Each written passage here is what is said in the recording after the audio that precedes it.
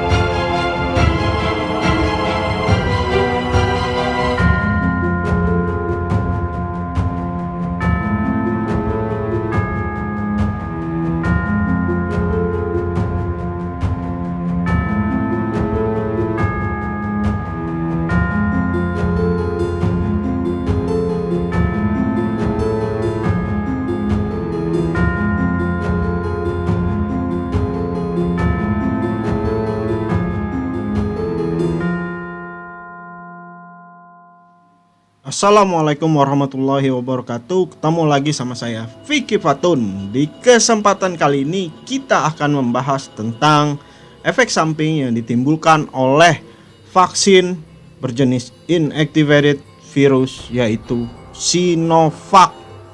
Oke, jadi kali ini kita ngebahas Sinovac ya, karena banyak dari kalian yang bertanya, "Bang, kalau Sinovac gimana? Sinovac gimana? Sinovac gimana?" Akhirnya saya menjawab pertanyaan kalian dengan jurnal berikut ini. Mari sama-sama kita simak dan baca dengan seksama perlahan agar dapat kita pahami isi dari jurnal tersebut. Oke ya. Ini dia jurnalnya. Ya, bisa dilihat ya, jelas ya jurnalnya. Ini dia, pelan-pelan, santai. Kita baca ya.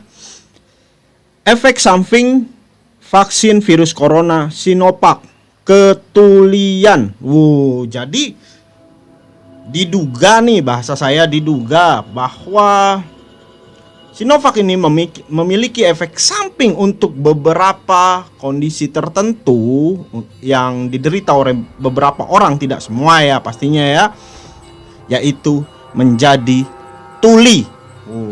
Tuli, bahasa kasarnya budek, ya enggak, bahasa kasarnya lagi bolot.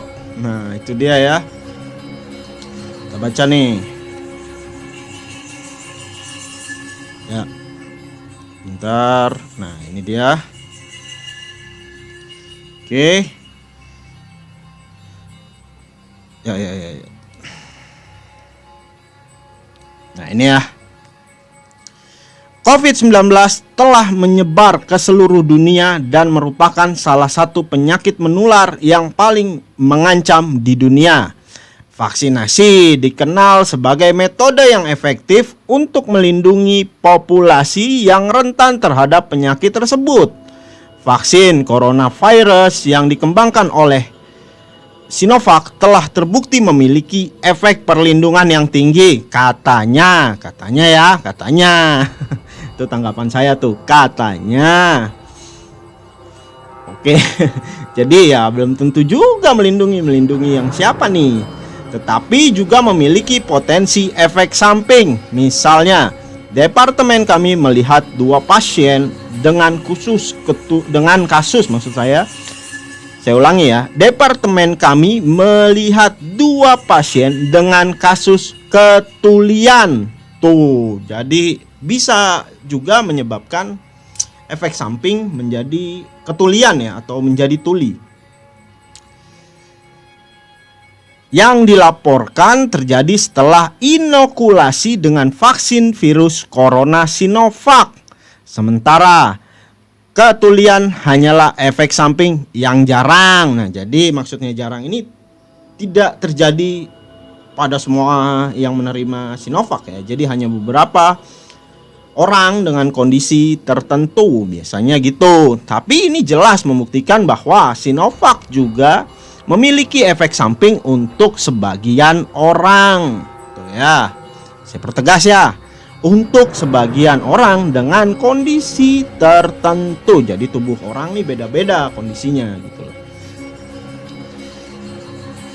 Oke, apakah pusat vaksinasi lain, rumah sakit dan pusat pengendalian penyakit atau CDC telah menemukan kasus serupa? Masih perlu diselidiki, dilaporkan, dan dianalisa.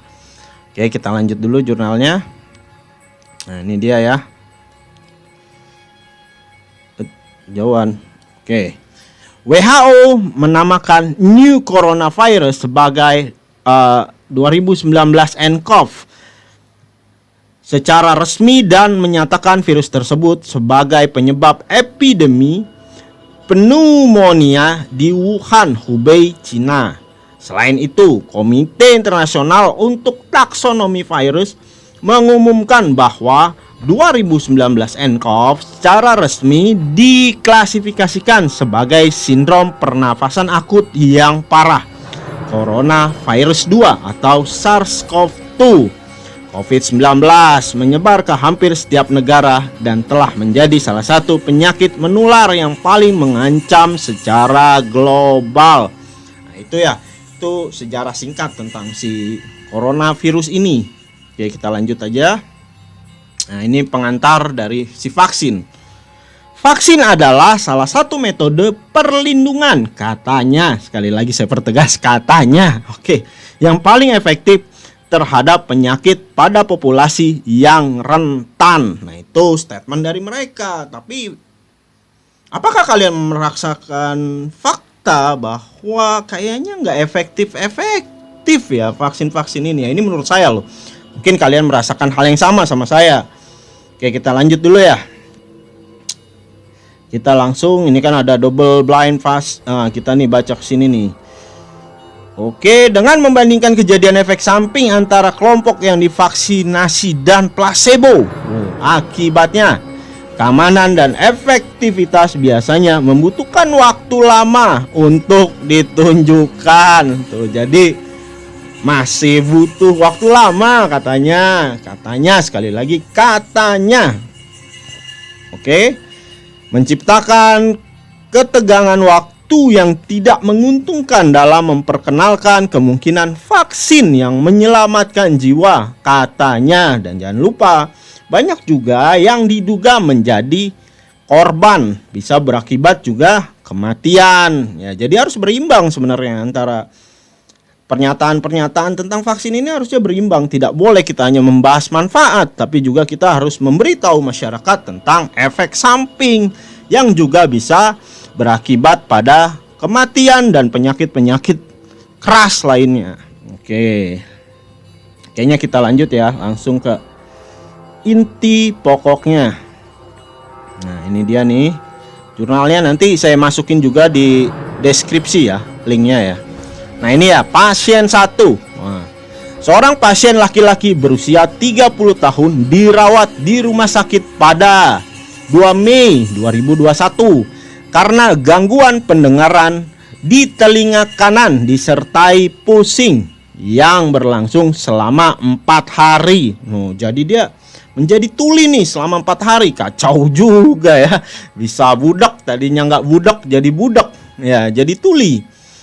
Kondisinya ditandai dengan gangguan pendengaran di telinga kanan dengan tinnitus dan pusing 4 hari setelah menerima dosis tunggal vaksin virus corona Sinovac. Tuh, jurnal yang berbicara ya, bukan seorang Vicky Fatun, tapi jurnal yang berbicara. Gejala awalnya adalah pusing yang berlangsung selama beberapa jam dan tidak berkurang ketika mengubah posisi fisiknya. Saat ini pasien telah menunjukkan penurunan pusing yang signifikan dari sebelumnya dengan hanya serangan pusing sesekali. Namun gangguan pendengaran tidak mengalami perbaikan yang nyata. Jadi tuli, jadi budak, jadi apa ya? Ya jadi nggak bisa denger ya. Kok orang sehat divaksin yang katanya membuat sehat tapi menjadi tuli? Itu pertanyaan besarnya ya. Oke, itu ya, jadi udah jelas pasien pertama ini menderita ketulian setelah dos tunggal atau dos pertama dari vaksin Sinovac. Ya. Nah, ini juga nih, di sini ada nih. Pemeriksaan penunjang termasuk pemeriksaan hematologi normal dan semua kelainan lain pada otak, tulang temporal, dan saluran pendengaran internal disingkirkan menggunakan CT dan MRI otak, pencitraan fungsi otak, CT tulang temporal, MRI saluran pendengaran internal dan serviks, USG vaskular, lesi organik di otak dan telinga bagian dalam dikeluarkan, dan penyakit sistemik lainnya serta faktor genetik juga disingkirkan.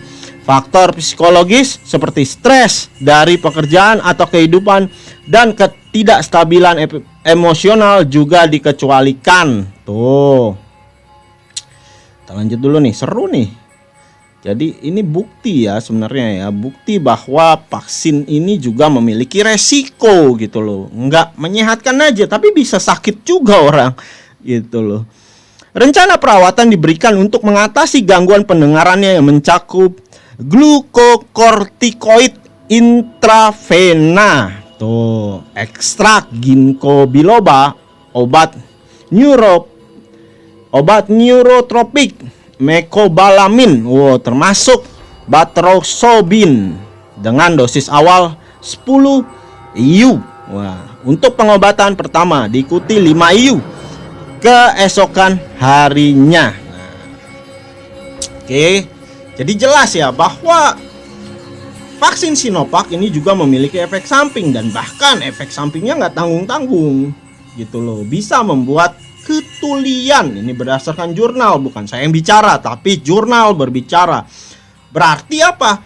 Ada memang terjadi pada pasien tersebut dan dimasukkan ke dalam jurnal ilmiah atau penelitian. Untuk apa? Untuk kedepannya menjadi contoh dan bukti bahwa vaksin juga memiliki efek samping.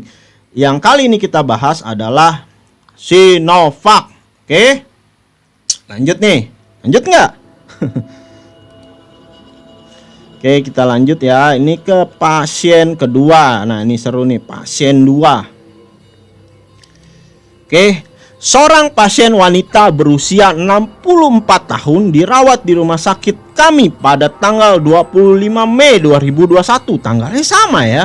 Jadi ini sekali datang nih 2 pasien nih yang ditangani pada 25 Mei 2021. Wah, ini juga ulang tahun saya nih 25 Mei nih. Kacau juga nih, pas saya merayakan ulang tahun ternyata ada juga ya yang kena kipi ya. Karena gangguan pendengaran di telinga kirinya yang berlangsung selama 4 hari. Sama ya 4 hari juga loh. Ciri-ciri riwayat kesehatannya adalah berkembangnya gangguan pendengaran di telinga kiri. Oh, ini ada perbedaan. Yang tadi telinga kanan, yang sekarang telinga kiri. Disertai tinnitus, sama ya, disertai tinnitus juga. Suara kicau terus menerus. Nah, ini baru nih, berbeda sama pasien pertama tadi. Telinga terasa berat, sedikit pusing, sama pusing juga, tapi telinganya yang ini terasa berat. Dan tidak ada rasa berputar 4 hari setelah menerima vaksin Sinovac coronavirus. Dia menerima audiometri nada murni di rumah sakit kami dan hasilnya menunjukkan bahwa telinga kirinya mengalami tuli sensori neural. Nah, itu ya. Jadi telinga kirinya mengalami tuli sensori neural yang parah karena kondisinya. Jadi rawat di rumah sakit karena mengalami gangguan pendengaran mendadak. Nah, ya, jadi itu ya bukti-bukti ya. Ada 2 pasien di tanggal yang sama, tepatnya di 25 Mei 2021. Bahwa setelah mereka menerima dos pertama dari Sinovac vaksin dan mereka mengalami gangguan pendengaran atau tuli, nah, yang cukup parah. Jadi kalian misalnya itu terjadi pada kalian nih, kalian disuntik oleh Sinovac, akhirnya kalian budek gitu loh, kalian tuli. Nah, itu berarti telah jelas diakui bahwa diduga itu sebagai efek samping dari Sinovac. Nah, itu dia ya. Jadi mungkin kalau kalian mengalami gejala-gejala yang sama, kalian bisa menghubungi dinkes terdekat di daerah kalian masing-masing. Dan atau kalau tidak ditanggapi oleh dinkes atau Komnas KIPI, kalian bisa mengadukannya mungkin ke JEP Injuris Indonesia atau juga mungkin ke Babe Aldo ya. Orang-orang yang berperan membantu masyarakat yang terkena KIPI dari vaksin gitu loh. Nanti mereka ini yang akan meneruskan ke Yayasan Peduli Alfa Rizki biasanya yang juga yayasan kemasyarakatan yang menangani korban KIPI ini sejak lama ya, bukan hanya vaksin coronavirus tapi juga DPT, polio dan lain-lain gitu loh. Jadi Babe Aldo, JEP Injuris Indonesia itu berkolaborasi juga dengan Yayasan Peduli Alfa Rizki gitu loh. Kalian bisa pilih nih, ada 3. Bisa ke Babe Aldo, bisa ke Yayasan Alfa Rizki, juga bisa ke JEP Injuris Indonesia. Nanti didata sama mereka, dihubungi, lalu mereka akan mengarahkan dan membantu kalian untuk mengadukan masalah-masalah KIPI yang kalian derita.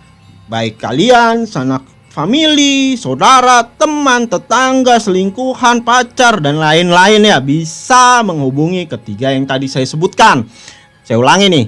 Bisa ke Babe Aldo dengan Majelis Penderitaan Rakyat, ada Yayasan Alfa Rizki, dan juga ada JEP Injuris Indonesia yang sebenarnya berkolaborasi nih ketiganya gitu loh. Oke. Jadi itu ya efek samping dari Sinovac, jelas dalam jurnal yang nantinya jurnalnya saya masukkan ke dalam deskripsi linknya. Kalian bisa baca tapi dalam versi berbahasa Inggris yang sebenarnya. Nah, kalian bisa mempelajari dan sebarkan informasi ini juga video ini agar kita melindungi sanak famili, teman, saudara, rekan kerja, selingkuhan, pacar, dan lain-lain dari efek samping vaksin. Biar apa? Biar kita bisa cepat tanggap mengobatinya gitu loh. Oke.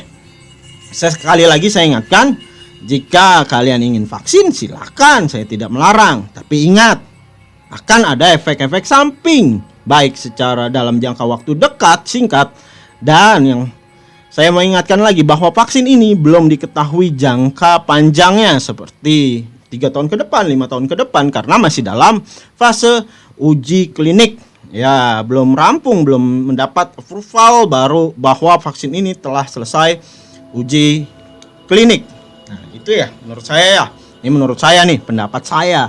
Kalau saya salah mohon dikoreksi gitu loh, jangan diintimidasi.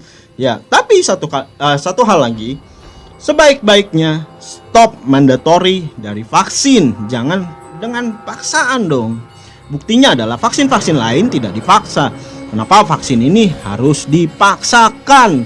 Jadi rakyat akan menduga-duga, mungkin mencari tahu, meneliti ada apa sebenarnya dengan kok harus dipaksa-paksa gitu loh. Kan nggak bagus yang dipaksa-paksa ya. Oke, sekian dulu video dari saya. Semoga video ini bermanfaat dan bisa dipelajari. Jurnal-jurnal yang saya akan masukkan ke dalam deskripsi, silahkan di-download dan disebar video ini agar kita bisa mengetahui lebih banyak lagi tentang efek samping dari vaksin COVID-19. Sekian dari saya. Wabila taufik wal hidayah. Wassalamualaikum warahmatullahi wabarakatuh. Dadah.